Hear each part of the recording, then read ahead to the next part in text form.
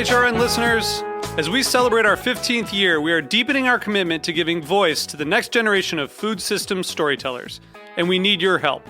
Our internship and fellowship programs help activate new possibilities for underrepresented and underestimated young people through experiential journalism, audio engineering, and production training.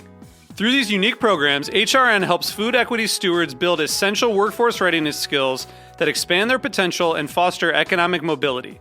Please consider supporting these critical programs. And with a minimum donation, you can be entered to win a dinner for two at an amazing restaurant in one of 8 cities and tickets to a concert at a great venue in one of those cities. We have incredible partners across the country who have donated, as they also share our passion for helping to educate the next generation of food systems storytellers. Check out heritageradionetwork.org/15 to donate and enter to win today. That's heritageradionetwork.org/15 to donate and enter to win today. And make sure you donate before March 31st. Thank you.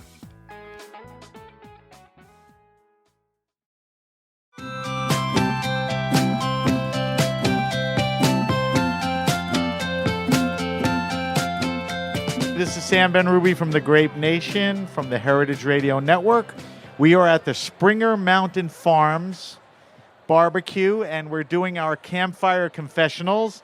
I'm here today with Joe Cunningham. Joe is the chef at bat right now. Joe is the chef at Knoxville's French and Belgian-style Northshore Brasserie. Joe has worked in kitchens up and down the East Coast, including New York City, Chapel Hill. He's worked at the famous Blackberry Farm. Any favorites out of all of those? They're all good. They are? Yeah. It's like picking your kid. There's no favorite in there? I enjoyed all of them. All right.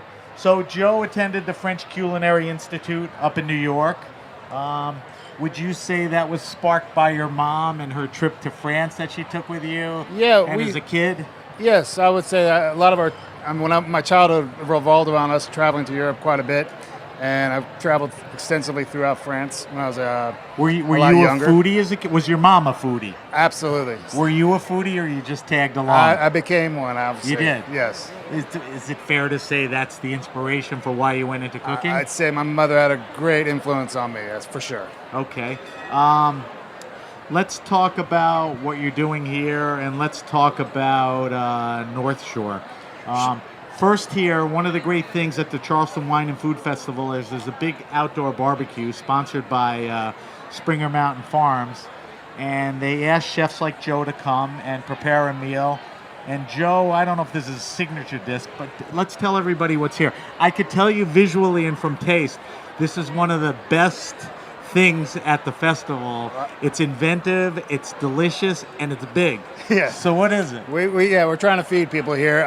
Basically, we do a play on what we do. We do a lot of, obviously, French Belgian cuisine, and I took something that's very classic, something that people would, I think, recognize, and that's a coq au vin.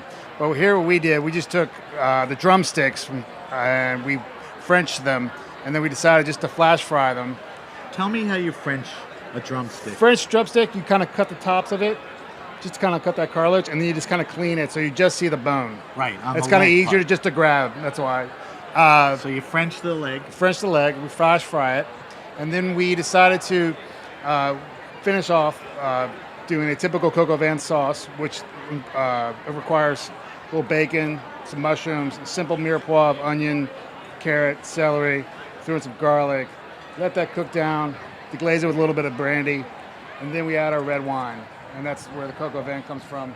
Throw your chicken in to finish, and then you decide that, cover it, and let it braise and finish off for about 2 hours. How long does it braise? I'd say for a drumstick, 2 hours. Okay. You basically just want to make sure if you can poke it through, just like you would a cake, if you can come up clean and it's warm inside, it's pretty much done.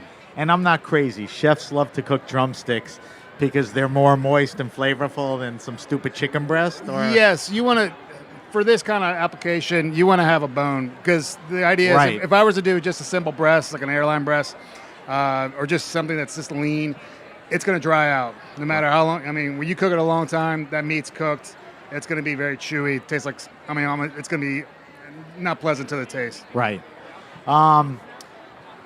So come by the booth and try one of these coca beans if you're at the festival. Please do. Let's talk about Northshore, your restaurant. You were in Knoxville. I guess the first question is, why did you wind up in Knoxville? Oh, that's easy. My wife and her family are from Knoxville. And we Okay, had our that's family, easy. and we decided to put down roots, and it just seemed like a good place to be. All right, so you're committed to using local produce and ingredients. Of course. You try to support local farmers. Absolutely. But with those ingredients, you try to create the classic dishes. Yes. Why is it so important to support the local farmers? I know the answer is obvious, but... Yeah, and you also, one thing the farmers will do for you because of what they're doing is that they keep you seasonal. So it keeps it fresh. So in one way, you want to support them because you believe in their hard work, their dedication to their process, but you also want to, like, it helps you as far as your menu, in terms of like what to use, what to put Right. on your dish. And we change our menu So constantly. obviously it's seasonally driven based on ingredients and all that. Absolutely. Tell me about, it's a French bistro, right? Or it's a take on that? Exactly. Tell me your take on it or how you set it up. The basis is a bistro-style restaurant. Correct. French backbone. But tell me what else you're doing there. Well, we do. I mean, we're kind of I would say we do a lot of French influence. I mean, myself being trained at a French Culinary Right. Institute, but we're a little all over the place. I mean, we do homemade pastas. Again, we're driven by what the farmers have. Do whatever you want. Pretty much. Sort of. Yeah, we just try to put our own little spin on everything. When people go to a French bistro or think of French bistro, what are the classic French bistro dishes, and do you serve them? Well, yeah, we do some. Again, we're a fast casual place, so we're doing the simples. Really good cuts of meat with fries. So steak frites. Steak frite, classic. We do mussels. We always have a couple of variations of mussels preparations. We do escargot. We have foie gras. Simple. You things. can get an escargot in Knoxville? Absolutely. We're one of the few. All right, so there's something, and tell me if I'm right about this, there's something very good and interesting going on at the restaurant. And your restaurant is REAL certified, right? Yes. REAL. Tell us what that is. It lets people know that we're kind of committed to serving the best quality of produce, and basically focusing on the local farmers again, and making sure that they're helping us, we're helping them, we're helping the community as far as just kind of grow. So it sounds like the right thing and the only thing to do. Why aren't more people doing it? I think they are. You see a movement towards absolutely. that? I mean, if I can just speak of our little city, is that we are definitely growing. We're definitely growing as far as it's becoming a restaurant destination. For and sure. all that. So tell me a little about Knoxville. I mean, it's. Do you see in the years you've been there? Do you see an influx 100% of restaurants and people? 100% creative and all of that. I've helped open a few, but I've seen it just as far as where people live now, where people have set up roots. You've seen people that come from out of town that want to live in Knoxville. When I first got there, it really was just a college town, and you had your busy season during football, and that was it. But now you see it kind of a year-round thing. You have hotels opening up, destination left and right. dining, hotels. For sure. People are coming through and all that. Again, I worked at Blackberry Farm. People come there all over. Yeah. And we're sort of at the early stages of it, obviously. I mean, if you and I are standing here 3-5 years from now, there'll probably be even more to talk about, right? I would think so. All right, last question. I'm going to let you go. Finish cooking your chicken legs. I do a wine show on Heritage Radio, so I can't let my guests leave without asking them what kind of wine you like, what you're drinking. Do you drink wine? I do. I'm all over the place. But with chicken, what do you like? I like a nice. All right, so let's start with Pinot. what pairs with chicken. I think coca a nice vin. I Pinot? yeah, I like a little Pinot. So a red. Yeah. People think white with a chicken, but you have to pair It's a heavy to sauce, to the sauce and to the correct. There's bacon in there. right, there's to the, mushrooms. marinade It's a and heavy all of that. sauce, but at the same time, you want to have a nice lighter red. Okay, so you're going out to dinner and you're going to have maybe steak and frites. What are you going to drink with that? A nice cab. Cab? Yeah. Okay, you got it right. Yeah.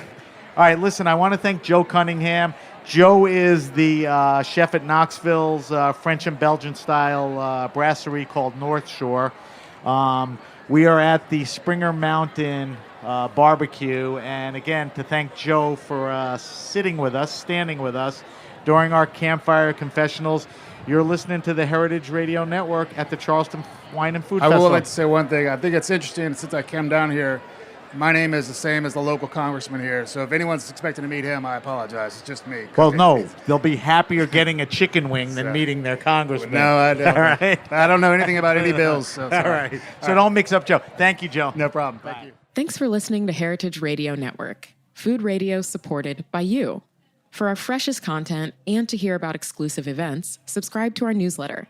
Enter your email at the bottom of our website, heritageradionetwork.org. Connect with us on Facebook, Instagram, and Twitter at heritage_radio. Heritage Radio Network is a nonprofit organization driving conversations to make the world a better, fairer, more delicious place. And we couldn't do it without support from listeners like you. Want to be a part of the food world's most innovative community? Rate the shows you like, tell your friends, and please join our community by becoming a member. Just click on the beating heart at the top right of our homepage. Thanks for listening.